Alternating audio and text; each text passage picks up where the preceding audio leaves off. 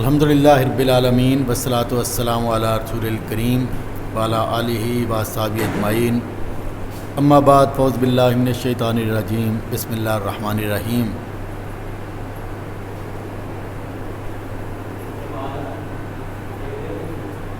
رب اشرح لی صدری ویسر لی امری واحلل من لسانی یفقہوا قولی، صدق اللہ العظیم۔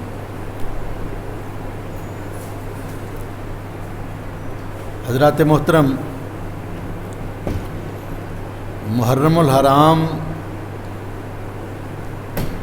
کا ابتدائی عشرہ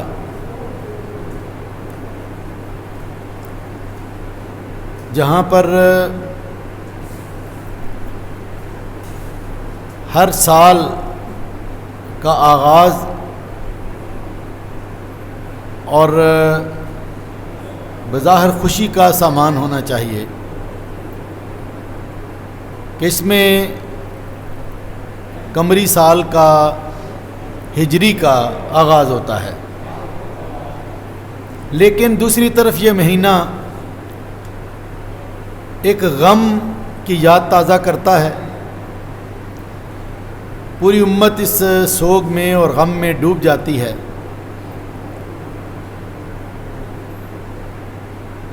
اور یہ غم دلوں کو گرماتا بھی ہے، پریشان بھی کرتا ہے۔ یہ بھی ایک عجیب بات ہے کہ 1400 سال تقریباً گزر چکے ہیں۔ تقریباً 60 ہجری میں یہ واقعہ پیش آیا تھا، 61 ہجری میں، اور 1443 گویا کہ 13 سال کم، 17 سال کم، 1400 سال اس واقعے کو گزر چکے ہیں، لیکن یہ یاد ابھی بھی تازہ ہے۔ حالانکہ بہت بڑے بڑے واقعات اسلامی تاریخ میں گزرے ہیں۔ حضرت عثمان غنی رضی اللہ عنہ کی شہادت کوئی کم مظلومانہ شہادت نہیں تھی۔ حضرت حمزہ رضی اللہ عنہ کی شہادت بھی کوئی کم مظلومانہ شہادت نہیں تھی کہ جس کو دیکھ کر حضور صلی اللہ علیہ وسلم نے فرمایا کہ کوئی حمزہ کا بھی رونے والا ہے۔ لیکن آخر کیا وجہ ہے کہ یہ جو واقعہ ہے یہ مسلمانوں کے ضمیر میں ہمیشہ تر و تازہ رہتا ہے؟ باقی جتنے بھی واقعات ہیں ان میں شاید صرف ایک پہلو نمایاں ہو، مظلومیت کا۔ حضرت عثمان غنی کی شہادت ایک مظلومانہ شہادت ہے، بہت مظلومانہ۔ حضرت حمزہ رضی اللہ عنہ کے ساتھ جو شہادت کے موقع پر کیا گیا وہ بھی دل کو پارا پارا کرنے والا ہے۔ حضرت علی رضی اللہ عنہ کو نماز کے موقع پر جو شہید کیا گیا وہ بھی کوئی کم تکلیف دہ نہیں ہے۔ اور حضرت عمر فاروق رضی اللہ عنہ کو کہ جو اس وقت آدھی دنیا کے حکمران تھے، ان کو جو ہے وہ محراب کے اوپر جو شہید کیا گیا یہ بھی کم تکلیف دہ نہیں ہے۔ لیکن دیکھنے کی بات یہ ہے کہ یہ جو حضرت امام حسین کا واقعہ ہے یہ زیادہ اس قوم کے ضمیر پر کیوں سوار رہتا ہے اور کیوں یہ تازہ رہتا ہے؟ ایک تو ظاہر ذاتی محبت اور تعلق اہل بیت کے ساتھ، نواسہ رسول کے ساتھ، یہ ایک ایسا تعلق ہے کہ جو اس امت کا خاصہ ہے، اس امت کا اس کی ایک اثاثہ بھی ہے۔ اور ہر مسلمان سمجھتا ہے کہ حضور اکرم صلی اللہ علیہ وسلم سے محبت چونکہ ہمارے دین کا بنیادی تقاضا ہے، اس لیے آپ کے اہل بیت کے ساتھ محبت بھی ہمارے دین کا تقاضا ہے۔ لیکن اس سے بھی بڑھ کر جو بات اس واقعے کو تر و تازہ رکھتی ہے وہ ہے حضرت امام حسین کی شہادت کا مقصد، کہ جو آپ نے وہ جد و جہد کی، اس کا آخر مقصد کیا تھا؟ ایک یہاں پر ایک اور سوال پیدا ہوتا ہے کہ بظاہر تو حضرت امام حسین رضی اللہ عنہ مکہ سے نکلتے ہیں اور یزید کا تختہ الٹنے کے لیے کوفی ان کو خط لکھتے ہیں، اور وہ کوفیوں کے اس خطوں کے جواب میں حضرت مسلم بن عقیل کو کنفرمیشن کے لیے بھیجتے ہیں کہ جا کر معلوم کریں کہ کیا وہ اپنی بات میں پکے اور سچے ہیں، کیونکہ کوفیوں نے اس سے پہلے حضرت علی کے ساتھ بھی جو ہے ان کا بھی ساتھ چھوڑ دیا تھا۔ اور جب یہ خبر آتی ہے کہ وہ واقعی ان کی تلواریں موجود ہیں اور لاکھوں کی تعداد میں ہیں، تو حضرت امام حسین رضی اللہ عنہ مکہ سے نکلتے ہیں۔ حضرت عبداللہ بن عباس کے منع کرنے کے باوجود، حضرت عبداللہ بن زبیر کے منع کرنے کے باوجود وہ کوفہ کی جانب نکلتے ہیں اپنے اہل خانہ کو ساتھ لے کر، اور جب رستے میں پہنچتے ہیں تو معلوم ہوتا ہے کہ مسلم بن عقیل شہید کر دیے گئے۔ جب یزید نے یہ دیکھا کہ کوفہ کے عوام جو ہے کسی قابو میں نہیں آ رہے اور بغاوت کے آثار ہیں، تو اس نے بصرہ کے گورنر ابن زیاد، عبید اللہ ابن زیاد، جس کا باپ زیاد حضرت معاویہ رضی اللہ عنہ کے دور میں کوفہ کا گورنر ہوا کرتا تھا، اور وہ بھی بڑا ظالم اور شقی القلب آدمی تھا اور بڑا بہادر بھی تھا، تو اس کا بیٹا عبید اللہ، جس کے بارے میں یزید کو پہلے سے شکایات موجود تھیں اور وہ چاہ رہا تھا کہ اس کو ہٹا دیا جائے بصرہ کی گورنرشپ سے، لیکن جب کوفہ میں شورش پھیلی تو اس نے مناسب جانا کہ اس کو اس کی شورش کو رفع کرنے کے لیے بھیجا جائے، اور ساتھ اس نے کوفہ کی گورنرشپ بھی اس کے حوالے کر دی، اور اس نے جاتے ہی چیدہ جو قبائل کے لوگ تھے ان کو اکٹھا کیا اور تلواریں میان سے نکالیں اور ان کو گرفتار کیا، ان کو خوف زدہ کیا، اور پھر دیکھتے ہی دیکھتے پورے کا پورا کوفہ جو ہے جو آمادہ جنگ تھے ان کی سر قلم کر دیے گئے، اور پورے کوفہ جو ہے اس کو کنٹرول کر لیا، اور حضرت مسلم بن عقیل کو بھی شہید کر دیا۔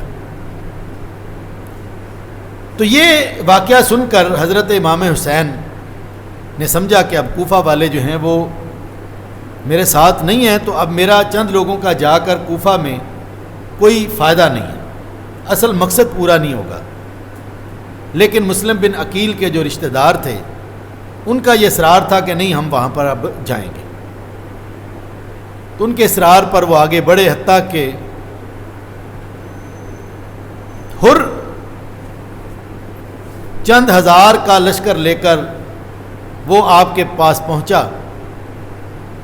لیکن آپ اپنا سفر جاری رکھے ہوئے تھے اور وہ بھی ساتھ ساتھ اپنے لشکر کے ساتھ چلتا آیا، حتیٰ کہ کربلا کے میدان میں پہنچ گئے کہ عمر بن سعد، حضرت سعد بن ابی وقاص کا بیٹا عبید اللہ ابن زیاد نے اسے بھیجا کہ ہر جو ہے وہ اپنے مطلوبہ مقاصد حاصل نہیں کر پا رہا، تو تم وہ مقاصد حاصل کرو، اور 6000 کے لشکر کے ساتھ وہ وہاں پر پہنچا، اور اس نے حضرت امام حسین کو روک دیا اور ان کو مجبور کیا کہ وہ یزید کی بیعت کریں۔ حضرت امام حسین نے یزید کی بیعت کرنے سے انکار کیا۔ انہوں نے کہا کہ اب ہم لڑ تو سکتے نہیں ہیں، اس لیے کہ ہم تو چند درجن ہیں اور تم ہزاروں کی تعداد میں ہو، تو اس لیے جس مقصد کے لیے ہم آئے تھے اب وہ مقصد پورا ہونے کا امکان نہیں ہے، تو میں نہیں چاہتا کہ امت میں خون ریزی ہو، امت میں خون بہے، اس لیے بہتر یہ ہے کہ یا تو تم مجھے مکہ واپس جانے دو، اور یا پھر مجھے کسی جہاں پر کوئی جنگ ہو رہی ہے، جہاد ہو رہا ہے، وہاں پر بھیج دو، میں وہاں پر اللہ کی راہ میں جہاد کروں، یا مجھے یزید کے پاس بھیج دو، میں خود اس سے معاملہ کر لوں گا، میں اس سے بات خود کروں گا، تمہارے ساتھ تو بات بنتی نہیں ہے، میں تمہارے ساتھ کیا بات کروں، میں یزید سے خود بات کر لوں گا۔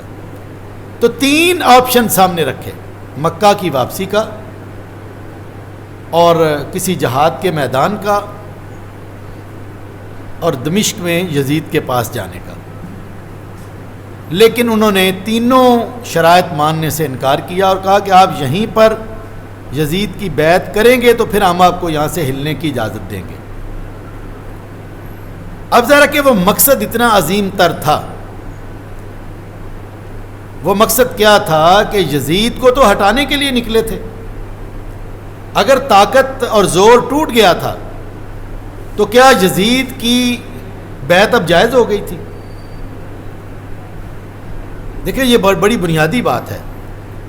لڑنے نکلے تھے یزید سے، خروج کرنے نکلے تھے کہ یزید کو ہٹا دیں کیونکہ اس کی حکومت اور اس کا طریقہ کار درست نہیں ہے. لیکن اگر ان کی ساتھ قوت نہ رہی تو انہوں نے یہ سمجھا کہ اب خام خواہ لڑنے سے خونریزی کے علاوہ کچھ حاصل نہیں ہوگا، مقصد تو مل نہیں سکتا. لیکن اس کا یہ مطلب نہیں ہے کہ اب یزید کی خلافت یا بادشاہت درست ہو گئی ہے اور حضرت امام حسین اب کمزوری کی حالت میں اب اس کی بیعت کر لیں. نہیں، بیعت تو اس صورت میں بھی جائز نہیں. حتیٰ کہ بیعت کا انکار کیا اور پھر اس کے بعد انہوں نے ایک تقریر کی. ان لشکریوں کو جتنے بھی مقابلے پر تھے ان کو اپنے فضائل گنوائے، دین کے بارے میں بتایا، اپنا مقصد بتایا. لیکن اس پورے کے پورے 8-9 ہزار کے لشکر میں سوائے ہر کے کہ جس نے اس طرف سے نکل کر حضرت امام حسین کا ساتھ دینے کا اعلان کیا کہ بات میری سمجھ میں آ گئی ہے، جو آپ بات کہتے ہیں بات سمجھ میں آ گئی ہے. میرے پاس 2 ہی چوائس ہیں، 2 ہی میرے پاس جو ہے وہ چوائس ہیں، ایک آپ کا ساتھ دینے کا اور دوسرا جہنم. تو میں جنت کو جہنم پر ترجیح دیتا ہوں. اس دنیا میں رہنا، اس دنیا کی زندگی، اس دنیا کے لاؤ لشکر، اس دنیا کی محبتیں، اس دنیا کی آسائشیں سب مجھے حاصل ہو جائیں گی، لیکن مجھے نبی کا ساتھ حاصل نہیں ہوگا. اس لیے کہ نواسہ رسول کٹ رہا ہو، حضور کے اہل بیت ان کے گلوں پر جو ہے وہ تیر چلائے جا رہے ہوں اور ہر دوسری طرف تیر چلانے والوں کی سمت میں بیٹھا ہو اور کھڑا ہو، تو یہ کل قیامت کے روز میں اپنے نبی کو کیا منہ دکھاؤں گا؟ وہ اپنا جو ہے وہ پوزیشن بدلتا ہے اور حضرت امام حسین کے ساتھ آ کر کھڑا ہو جاتا ہے اور وہ بھی شہید ہو جاتا ہے. جان دی ہوئی اسی کی تھی، حق تو یہ ہے کہ حق ادا نہ ہوگا. حتیٰ کہ حضرت امام حسین کے ساتھ جتنے بھی جوان ہیں، لڑنے والے ہیں، مرد ہیں، وہ لڑتے جاتے ہیں، شہید ہوتے جاتے ہیں. حتیٰ کہ 10 محرم کو حضرت امام حسین بھی نکلتے ہیں اور لوگ ان کا مقابلہ، دیکھیں دل میں تو چور ہے لوگوں کے، وہ لشکری ڈنڈے کے زور پر آ تو گئے ہیں لیکن وہ جانتے نہیں ہیں کہ حق کس کے ساتھ ہے. یہ جانتے ہیں، کیا ان کو معلوم نہیں ہے کہ یہ ہمارے مقابلے پر کون شخص ہے جس کے گلے کو محمد رسول اللہ صلی اللہ علیہ وسلم چوما کرتے تھے اور جس کے بارے میں آپ نے فرمایا کہ تم جو ہے شہید کیے جاؤ گے.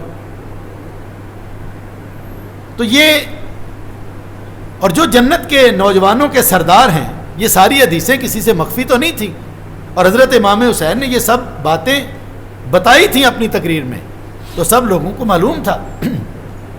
تو وہ پیچھے ہٹتے جاتے، کوئی شکی القلب مقابلہ کرنے کی کوشش کرتے اور آخر کار حضرت امام حسین شہید کر دیے جاتے.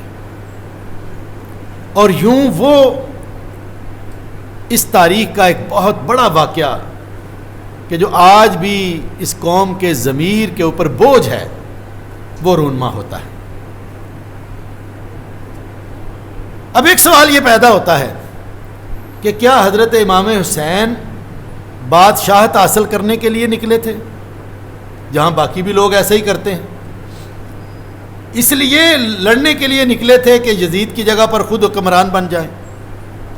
تو اگر یہ سمجھ لیا جائے تو امام حسین کے کریکٹر میں اور عام جو لوگ ہیں بادشاہ اور اس طرح کے لوگ، ان کے کریکٹر میں کیا فرق رہ جاتا ہے کہ وہ اپنے اقتدار کے لیے لاکھوں لوگوں کو قتل کروانے کے لیے تیار تھے. اور اگر ایسا ہوتا تو پھر وہ اپنے بچوں کے ساتھ اپنا گلا نہ کٹواتے. اقتدار کے حریص ایسے ہی کرتے ہیں، اور اقتدار کے حریص جو ہیں ان کا ایک اور بھی طریقہ ہوتا ہے کہ اگر ان کو اقتدار کا پہلا مرحلہ حاصل نہیں ہوتا تو دوسرے مرحلے پر راضی ہو جاتے ہیں. آپ نے دیکھا یہ لوگوں کو، اگر وزیر اعظم نہیں بن سکے تو سینئر وزیر بن کر گزارا کر لیتے ہیں، وہ نہیں بن سکے تو وفاقی وزیر بن کر گزارا کر لیتے ہیں. پھر نیچے یعنی اقتدار کا کچھ نہ کچھ حصہ وہ ضرور سمیٹتے ہیں، اس لیے کہ ان کا مقصد ہی اقتدار ہوتا ہے، ان کا مقصد ہی اختیار حاصل کرنا ہوتا ہے. لیکن اگر ایسا ہوتا تو پھر نہ حضرت امام حسین آج تک یاد رکھے جاتے، خواہ وہ اہل بیت ہی تھے اور حضور کے نواسے ہی تھے، اور نہ آج قوم کے ضمیر پر یہ بوجھ ہوتا. حقیقت یہ ہے کہ امام حسین معاشرے میں وہ تبدیلی انہوں نے دیکھی اور دیکھ رہے تھے کہ وہ امت کے جس کو محمد رسول اللہ صلی اللہ علیہ وسلم اس کو خلافت راشدہ کے اوپر ڈال کر گئے تھے، آج وہ خلافت راشدہ ختم ہو گئی ہے اور اسلامی ریاست کی بجائے بادشاہت اس امت پر مسلط ہو گئی ہے. اس مزاج اور سیاسی نظام کی روح اور اس کا پورا مزاج وہ اس میں تغیر واقع ہو گیا ہے. اور وہ کون سا تغیر ہے، کون سی تبدیلی ہے جس نے ان کو نکال کر مکہ سے نکل کر کوفہ کی جانب جانے کا اور پھر اس جہاد اور اس خروج پر آمادہ کیا. یہ وہ کون سے مقاصد تھے؟ یہ وہ چیزیں ہیں کہ جو آج ہمیں سوچنے کی ہیں اور جس پر غور کرنا ہے. حضرت ابوبکر صدیق رضی اللہ عنہ سے لے کر حضرت علی رضی اللہ عنہ تک یہ 4 خلفائے راشدین ہم کہتے ہیں. حضرت امام حسن کے بھی 6 ماہ اس میں شامل کیے جائیں تو وہ 5ویں، لیکن وہ چونکہ اتنا تھوڑا پیریڈ ہے اور انہوں نے چونکہ اس سے خوریزی سے بچنے کے لیے امت میں انہوں نے جو ہے وہ اس کو چھوڑ دیا تھا، تو اس لیے 4 ہی خلفائے راشدین عام طور پر جو ہے وہ حضور صلی اللہ علیہ وسلم کی حدیث کے مطابق کہ 30 سال تک یہ خلافت راشدہ قائم رہے گی اور پھر اس کے بعد بادشاہت آ جائے گی. تو یہ 4 خلفائے راشدین، اس پر امت تو متفق ہے کہ نہیں ہے؟ اس پر کوئی سنی ہو کوئی شیعہ ہو، شیعہ چلیں اس کو کسی اور اینگل سے دیکھتے ہیں، لیکن باقی ساری امت تو اس پر متفق ہے. تو حضرات محترم، اس کے بعد حضرت معاویہ رضی اللہ عنہ صحابی رسول ہیں، لیکن کوئی امت کا ایک فرد بھی ان کو خلیفہ راشد مانتا ہے؟ کوئی عالم دین، کوئی عام امتی، حالانکہ وہ بھی صحابی رسول ہیں، لیکن ان کو کوئی خلیفہ راشد نہیں مانتا. بلکہ حضرت ابو ایوب انصاری نے بھی اور باقی صحابہ نے بھی ان کو بادشاہ کہا، ملک کہا، کہ آپ مسلمانوں کے پہلے بادشاہ ہیں. پہلے والے تو جو ہے وہ خلفائے راشدین تھے. یعنی خلفائے راشدین سے مراد یہ ہے کہ ہدایت یافتہ خلفاء جو من عن حضور اکرم صلی اللہ علیہ وسلم کی سنت پر عمل کرتے رہے، آپ کے طریقے سیاست کے مطابق چلتے رہے. یہ وہ طریقہ تھا کہ جو حضور نے امت کو سکھلایا تھا. اور حضرت امام حسین یہ سمجھ رہے تھے کہ یہی طریقہ اگر امت میں رہے گا تو یہ امت باقی رہے گی اپنی اصل پر. لیکن یہ اس طریقے سے ہٹ کر اب بادشاہوں کا طریقہ حضرت معاویہ کے دور سے شروع ہو گیا، اور یزید کی جانشینی کے ساتھ تو یہ بالکل ایک طرح سے مور ثبت ہو گئی کہ اب وہ طریقہ جو ہے وہ اگر اس میں واپس پلٹنے کا امکان بھی تھا پہلے طریقے کے مطابق، تو اب بظاہر وہ امکان بھی ختم ہو گیا.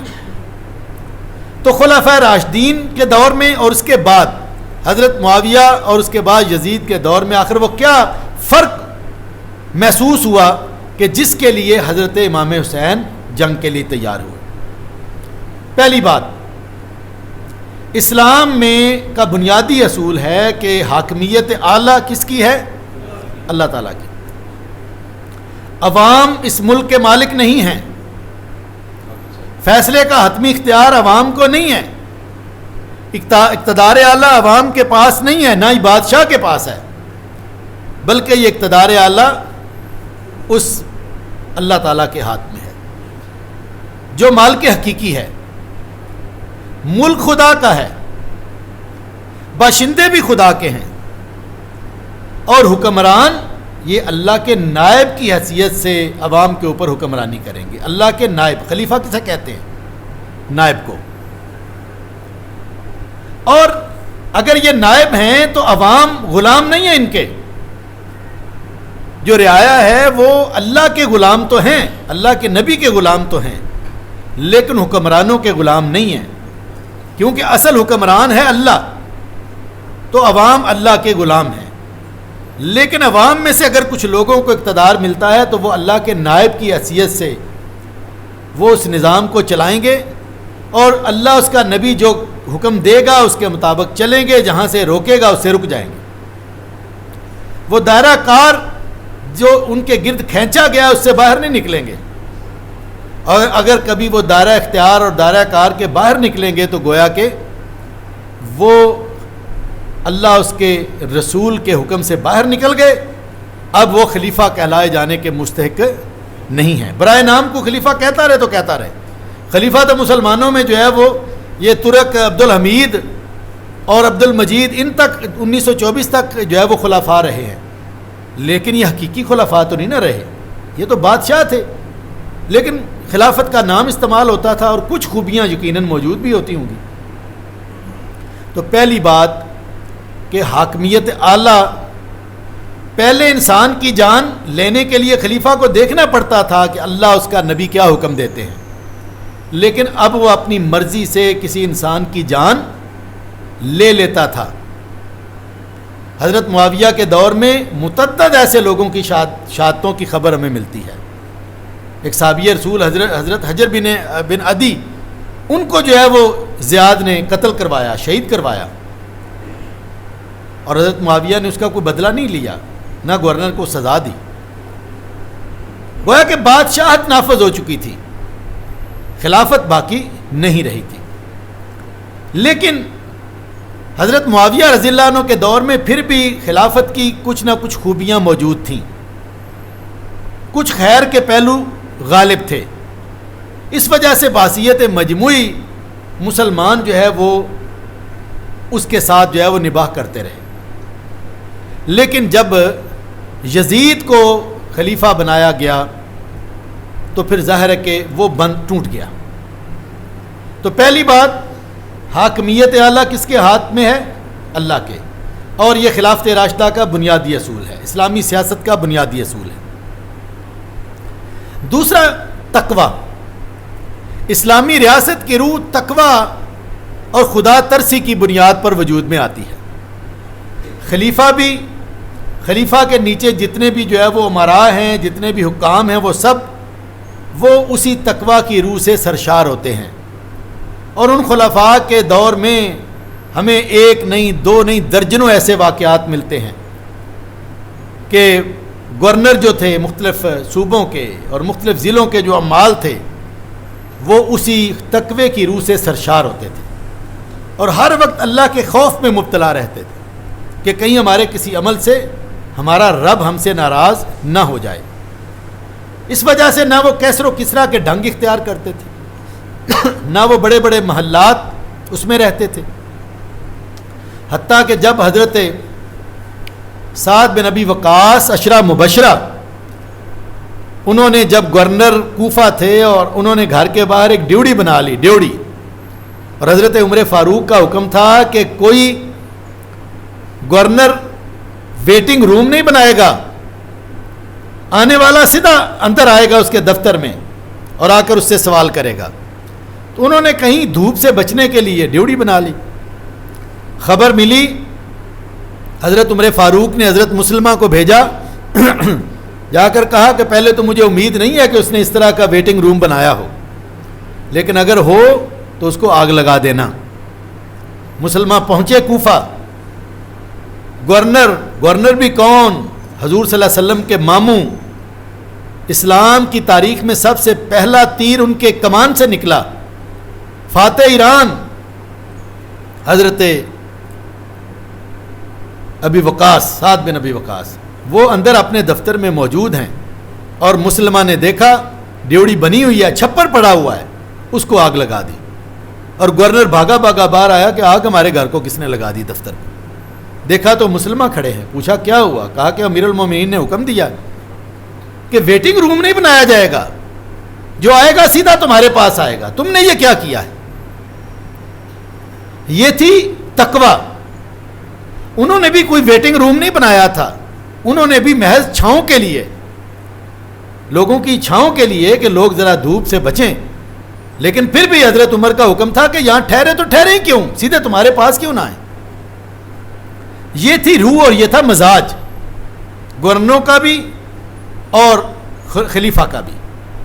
لیکن اب یہ بنو امیہ کے دور میں اب یہ تقوی کا روش ختم ہو گئی.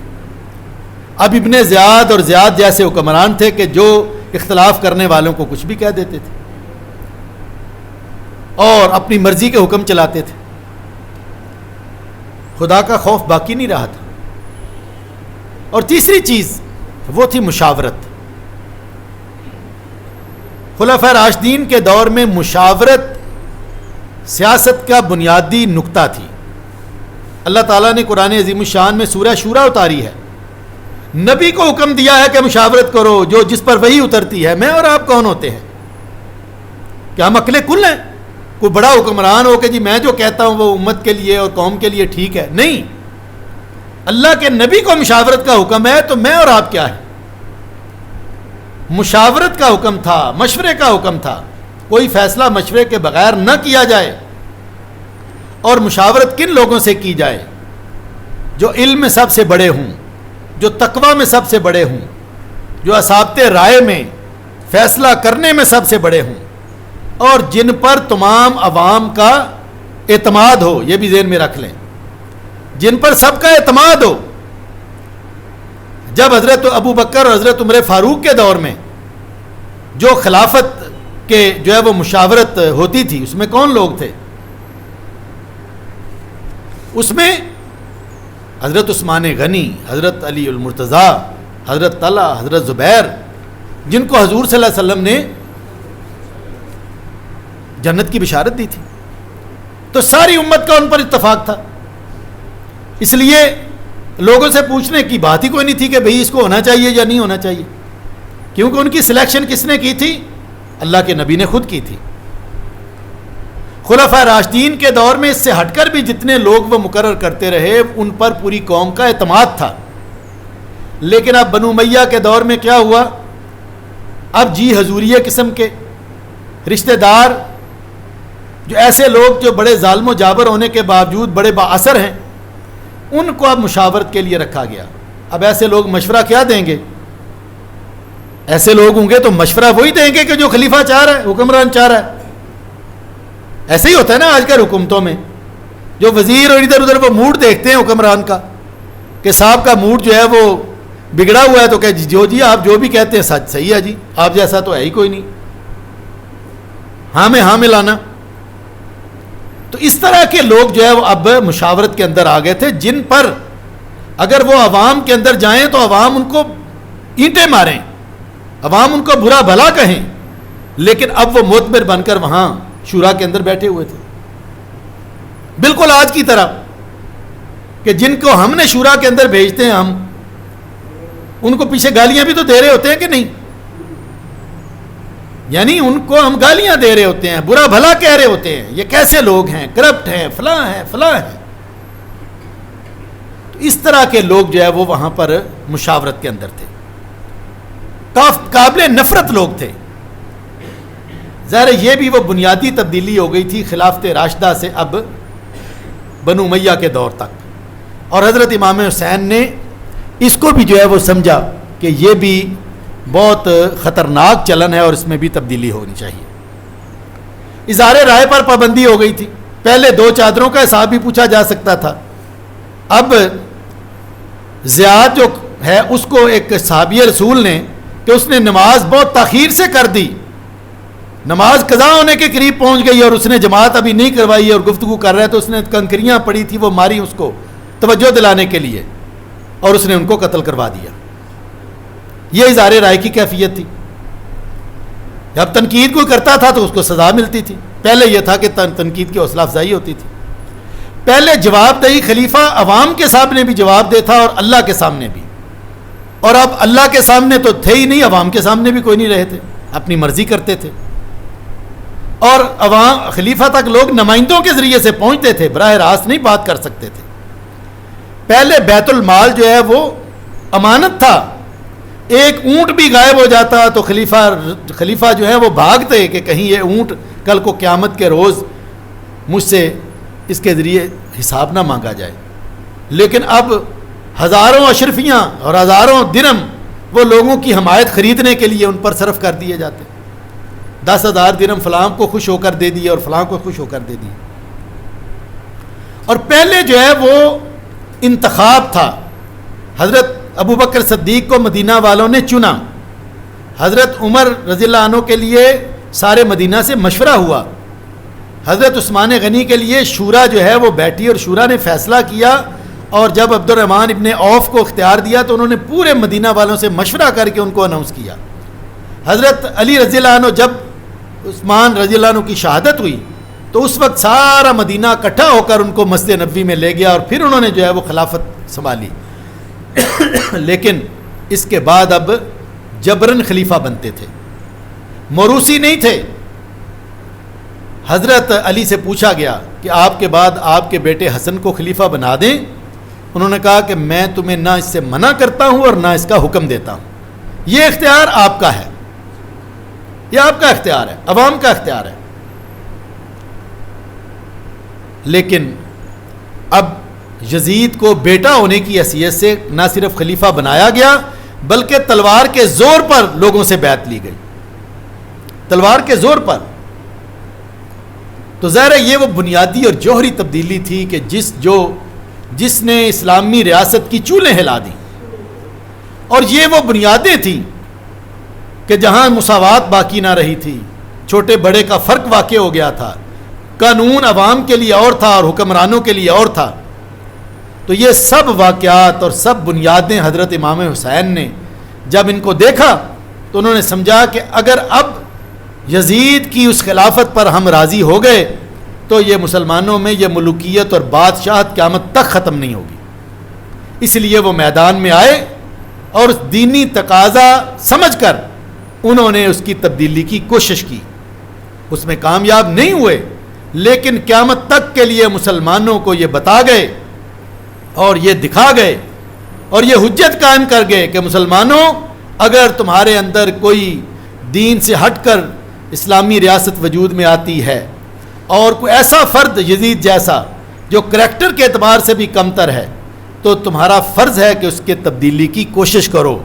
جو اس کا ساتھ دیں گے وہ یزید کے ساتھی تصور ہوں گے، اور جو اس کے مقابلے پر کھڑے ہو کر جد و جہد کریں گے وہ حسین کے ساتھی ہوں گے۔